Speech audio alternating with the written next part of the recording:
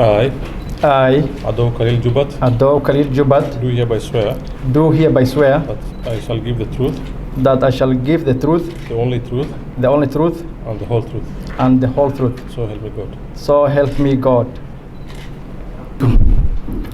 And Adow Kalil Jubat is a male born in Ijara in the greater Garissa County. And initially I was a journalist. I really worked for this county and the entire northeastern region. And I think I believe I was nominated, and with the hope that the authority believes that at least I can deliver to the part and to serve my public, having served over 15 years in other areas, and I served them well.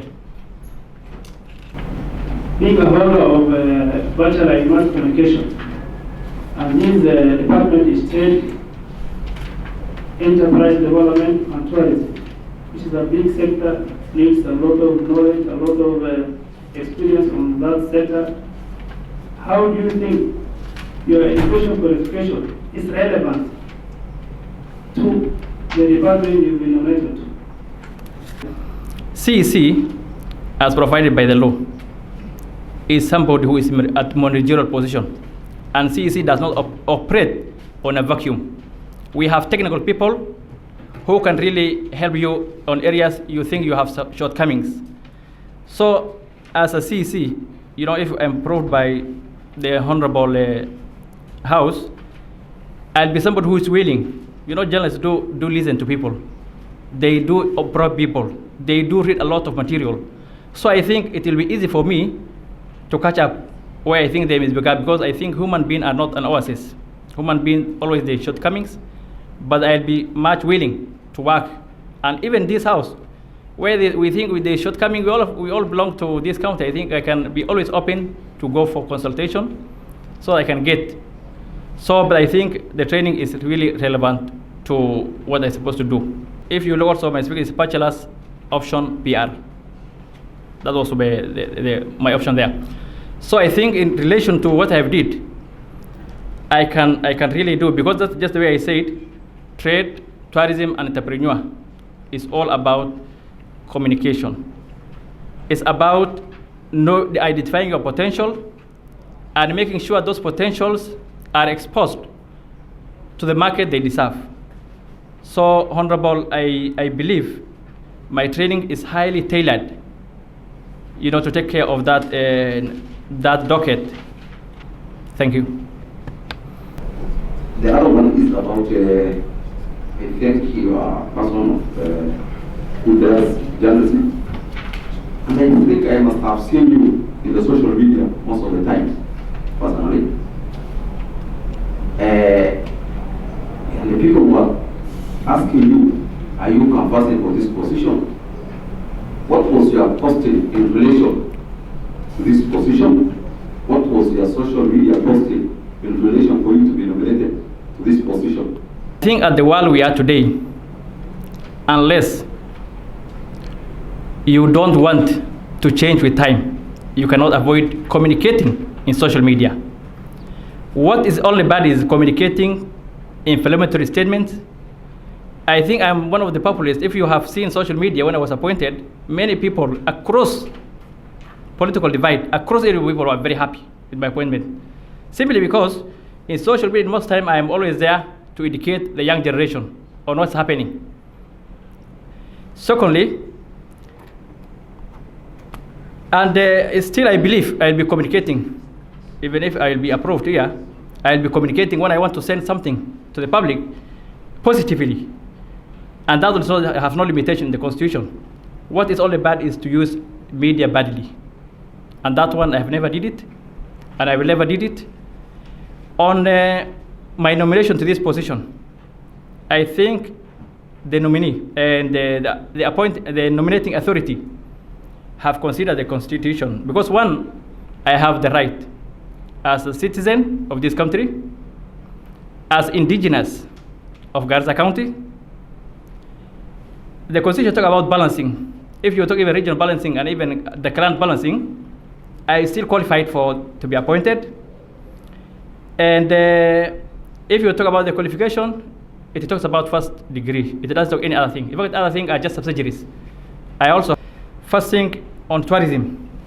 My first assignment was first to map up all tourism hotspots. Because it's not only Jara, we have Arawa, we have Kora, we have Arawale, we have Boni, all of these areas. We map first. I was looking at the Garissa County government website, and I could not trace any of these things, which is unfortunate. First thing, we have to identify these places.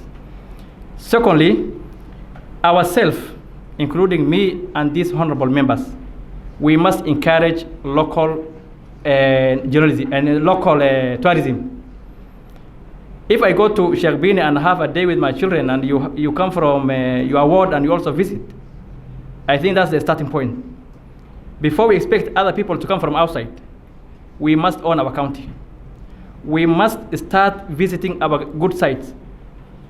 By doing that, then we can also involve media. And having a media background, I assure you 100% of media positive coverage. We're dealing with them. We will take around them so they can cover. So after we map, then we cover. We will go back to, we have a strategy, 2013, it's called National Tourism Management Strategy, which is already in pipeline. The other one has already elapsed, 2012, it was 2012 and 2018, it went. One of the tenets of this national strategic development for tourism is what we call forward and backward linkage. We have to exploit that. That means if we enable to harness our tourism industry, we will have hotels coming up. I want, with the help of this house, I will first thing develop a policy paper on tourism, present to the cabinet, CEC cabinet, legalize it, it will come here as a bill. If you approve, we want to have at least one classic a hotel. If you have to go to Sheikh Bini now, there's no facilities. We need these facilities. That facility will not come from my pocket. I need your support. I need the support of everybody, so that we establish one good accommodation center, a good hotel. Then from there we can start visiting. I want this house to help me. That's if you approve me. We'll be having our first meetings there, and media covering. Already we are selling. So I said we have to start a homegrown solution to our tourism problem. That one, that's what we'll start on. And there will be guiding principle with the national strategy plan, which will be coming out very soon. We'll be using that. Secondly, on issue of, you mentioned entrepreneur. I was reading, being a journalist is good. I was reading a survey research, 2016, just last year. It talks that for around 14.9 million Kenyans earn their living out of small, medium, micro, medium and small enterprises. That tells us this is a serious industry that we need to refocus.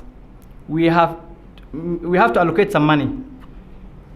If we can get money from both national government, from donors, from friends, and we support our people, then I can assure you poverty will be dealt with. How do you do this? In that report, it was saying the biggest problem we have, for example, in Garissa County, it is what they call unlicensed businesses owned by women. And interestingly, in that report, women are the most entrepreneurs in this county, but nobody recognizes them. Youth are the stakeholders in entrepreneur.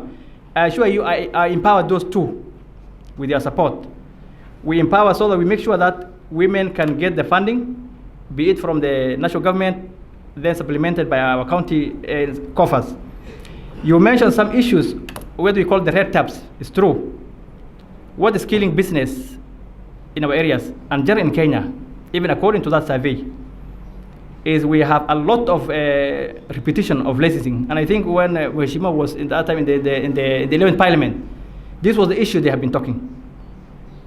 Some issues we cannot handle. Some issues we can handle here. When we are looking at legislation on finance, I think we have to develop a proposal, a policy paper, and then we present and we bring to you. How can we make relaxed, taxation for our people so that we don't charge a commodity of sugar 3 times? A KRA is coming, is charging for it. The county government is charging. The other ministry is charging. If we have the synchronizing, the way we can work, and we reduce this setup, I think people can be accessing loans. What's the problem? We have loans again here. Most loans providers are not Sharia compliant. So it is me and this honorable house to find a solution. This thing has been piloted in Mandera, and I say Mandera because Mandera have been using my services. After nobody recognized my services, unfortunately in Garissa. They have developed Sharia compliant fund, which they have been really supporting. And if you go to Mandera right now, there is a fishing industry happening there. You can eat a fish produced within Mandera. So I think, Honorable, help me. If you approve me, please help. I will develop a very beautiful policy paper on issues of transparency. This is my area. I like transparency and accountability. I make sure, first thing we develop, I have my first time I'll have immediately I have a meeting with my staff and remind them why it's good. It's very costly to be corrupt. You can work for 1 year, the other year you are gone, and then you spend in court. So I really wonder why people refuse to be transparent. So I assure you on transparency and accountability. And as the rightly Mr. Speaker has put, it's already been recorded, my name will never appear here in relation to corruption. We have an event that happens annually. It's called World Tourism Expo. It usually happens in Kenya, and most countries are invited. They invite the trade and tourism departments, where the CEC is supposed to go with a group, and he's going to be given a booth. You're supposed to come with some of the products and what do you have in terms of tourism, in sort of pictures or whatever. I want you to tell this committee, in the case of Garissa County, what do you think you can take to that event if you are called this year? My third question is the LabSet project, which is going to happen very soon. I want you to tell us what would you do to ensure that our people are going to benefit just like people of Lamu County. You mentioned each of the booth. If we have an investment tourism conference, for example, what do we take? I think we have a lot of things to take. First thing is what we call cultural tourism. So Mali have a very nice cultural practices, which many people are really enjoy it. Last week I was the Somali Heritage Week, and really people are coming. And this Heritage Week was being just organized by a very individual. If this thing can be done by a county government or a government, then I think we can make people earn from their cultures. And then we have artifacts. I know many people don't, if they cannot differentiate between a male and Suruma. And that's unfortunate because people does not appreciate the artifacts. I think if I was to be appointed for this position, I will develop what is called cultural tourism in line with even artifacts. We collect, we engage people. In Kotile we have, but these people, they could not get any support. I will make sure all over, all 7 counties, we will develop a heritage site. Then at county level, we'll be having a tourism. We don't have to wait national level. We can have our own tourism a week, or a year, or a week. It can be manual, depending on the resources. Then we can invite people to present what they have. There's something new to Ijara, which are not in Dadaab or in Balambala. So that's how I'll do, and we'll make sure we'll expose. And what we have, we don't just do it. We invite both media, international media and local media. For one thing, people really, I always repeat the issue of media, because without media, nothing can happen. So we have to engage media. On issue of LabSet, I think this is an intra-country program, and most of it deals with national government. What I can do, and I think this honorable House can help, is to educate our people, because many people have land there. our speaker has been, our immediate MP, he knows. People are encouraging, they are coming from outside, they are buying lands. Simply because nobody have told people what's the value of their land. Somebody is coming, is giving them 30,000. And I assure you, if this lapse is not addressed now as leader, and this need political solution even than executive solution, we can enlighten our people so that they don't sell their lands, they can keep. When LASEP came, we will see. They can have, as a CEC, we'll make sure that we will have a business conduit on that area. We establish, as a tourism center, we'll have tourism sites. So, sure, if this project ever starts, we'll benefit. As a nominee for CEC, Trade, Enterprise and Tourism, and I should recall the Constitution, your locates are markets, trade license, fair trade, and local tourism.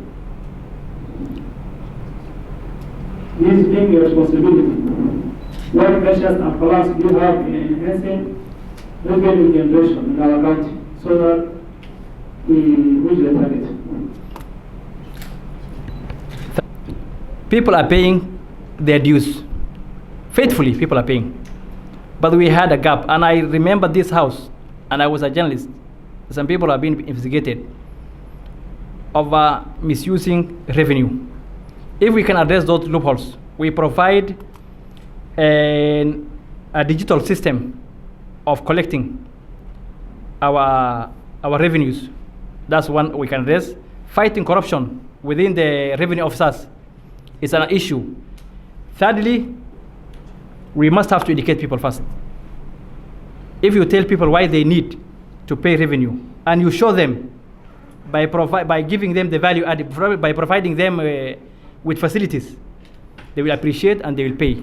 So, Honorable, I assure you, and I will address all those loopholes, and with the help of God, we will have an upsurge in our revenue collection. And lastly, one of the issues come back to you because we develop policies and we have a legislation in terms of relation to revenue. We expect your support on that area. Thank you.